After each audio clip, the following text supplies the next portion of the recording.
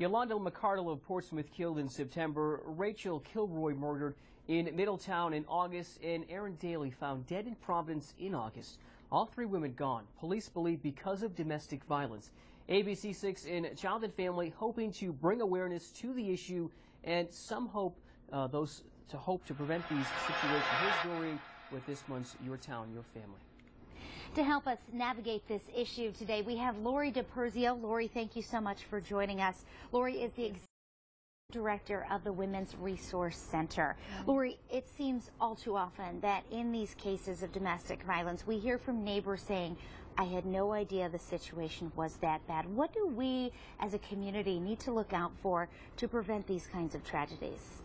Well, I think it's really important to understand that the bystander has a lot more knowledge than they think they do, but it is oftentimes a hidden secret.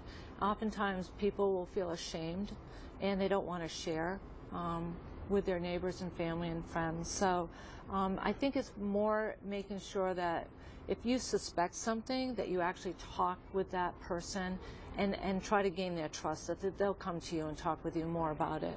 There's a lot of fear involved in it as well, from the neighbor standpoint to bring it up, but also from a victim standpoint to get away. So often we hear from women in these situations that say they were so fearful of what would happen if they left. The hardest time for a person to actually leave is right when they get that restraining order, they leave, and then that's the highest incident of possible murder.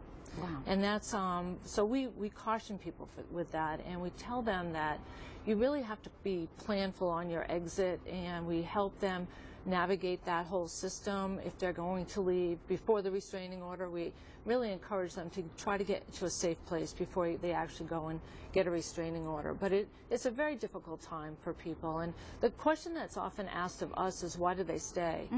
And you know, that puts the blame on the victim. And we're really trying to educate people to really ask the question, why is the abuser abusing? That's really the question.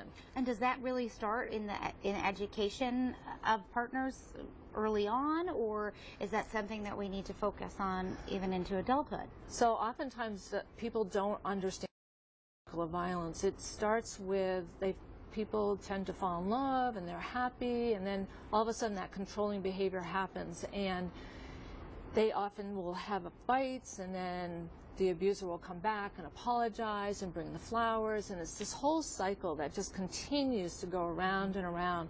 And until people can understand, the victim themselves, that that is going on, they won't be able to move on. And so we offer at the Women's Resource Center counseling for victims and their family members to help them educate them themselves. It's really something you can't do on your own. It is. It's very difficult. It really is, especially to get into a safe place. And that's what our shelters are about, you know, really trying to get the victims safe, because we know what happens, that escalation can happen afterwards. Okay. Okay. Lori, thank you so much for all of this information. We really appreciate it. Thank you so much. Thank you for having me. And to find out more on the programs and services offered by Child and Family, call the number on your screen. It's 401-849-2300. When we return, we'll take a look at today's top stories. Stay with us.